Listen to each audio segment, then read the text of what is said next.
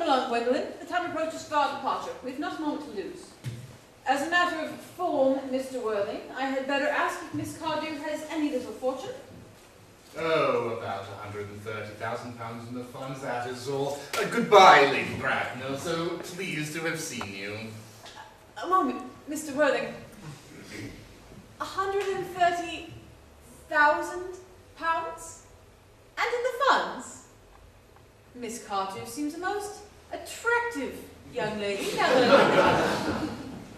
Few girls of the present day have any really solid qualities, any of the qualities that last and improve with time.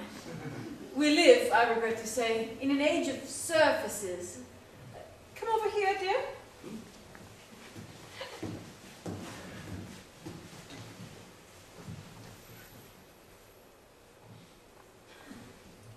Pretty child, your dress is sadly simple, and your hair seems almost as nature might have left it, but we can soon alter all that.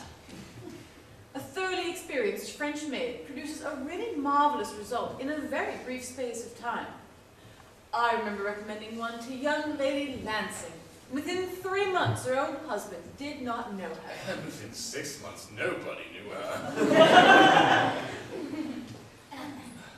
Kindly turn round, sweet child. No, the side view is what I want. Yes, quite as I expected. There are distinct social possibilities in your profile. The 2 weak points of our age are its want of principle and its want of profile. The chin a little higher here. Style largely depends on the way the chin is worn. They're worn very high just at present. Algernon? Yes, Aunt Augusta? There are distinct social possibilities in Miss Cardew's profile. Cecily is the sweetest, dearest, prettiest girl in the whole world. And I don't care tuppence about social possibilities. Never speak disrespectfully of society, Algernon. Only people who can't get into it do that. Of course, dear, you know Algernon has nothing but his debts to depend upon. But I do not approve of mercenary marriages. Indeed, when I married Lord Bracknell, I had no fortune of any kind. But I never dreamed for a moment of allowing that to stand in my way. But I suppose I must give my consent. Thank you, Aunt Augusta. Cecily, you may kiss me. Thank you, Lady Bracknell. You may also address me as Aunt Augusta for the future. Thank you, Aunt Augusta. The marriage, I think, had better take place quite soon. Thank you, Aunt Augusta. Thank you, Aunt Augusta. To speak frankly, I am not myself in favor of long engagements. They give people the opportunity of finding out each other's character before marriage,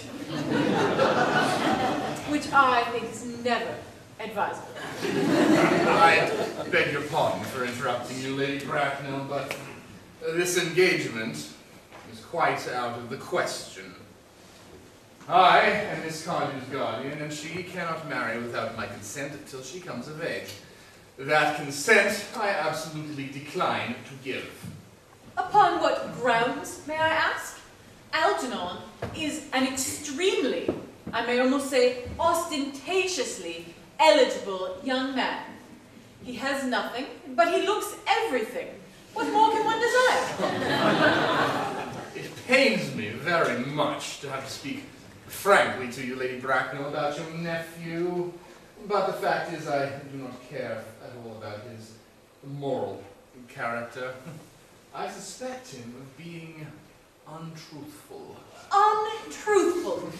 My nephew Algernon? Impossible. He is an Oxonian. I fear there can be no possible doubt about the matter.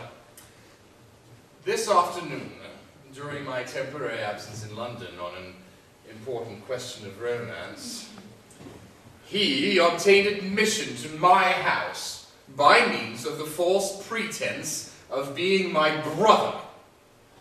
Under an assumed name, he drank, I've just been informed by my butler, an entire pint bottle of my Perrier Jouet Brut 89, wine I was specially reserving for myself.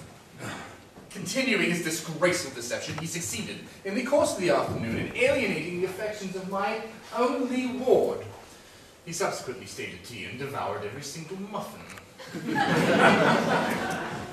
what makes his conduct all the more heartless is that he was perfectly well aware from the first that I have no brother, that I never had a brother, and that I don't intend to have a brother, not even of any kind. I distinctly told him so myself yesterday afternoon. Mr. Worthing, after careful consideration, I have decided entirely to overlook my nephew's conduct to you. That is very generous of you, Lady Bracknell. My own decision, however, is unalterable. I decline to give my consent.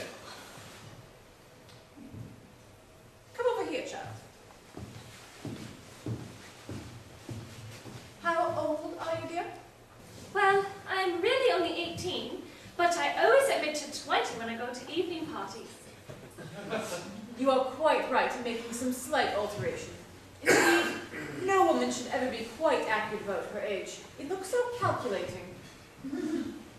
18, but admitting to 20 evening parties. Well, it will not be long until you are of age and free from the restraints of tutelage, so I do not think your guardian's consent is, after all, a matter of any importance. Pray, excuse me, Lady Bracknell, for interrupting you again. But it is only fair to tell you that according to the terms of her grandfather's will, Miss Cardew does not come legally of age until she is 35. That does not seem to me to be a grave objection. 35 is a very attractive age. London society is full of women of the highest birth who have, of their own free choice, remained 35 for years.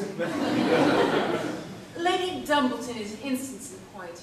To my own knowledge, she's been 35 ever since she arrived at the age of 40, which is many years ago now. I see no reason why our dear Cecily will not be even more attractive at the age you mentioned than she is at present, if we allow the accumulation of property. Algie, could you wait for me till I was 35? Of course I could, Cecily, you know I could. Yes, I felt it instinctively, but I couldn't wait all that time. I hate waiting even 5 minutes for anybody.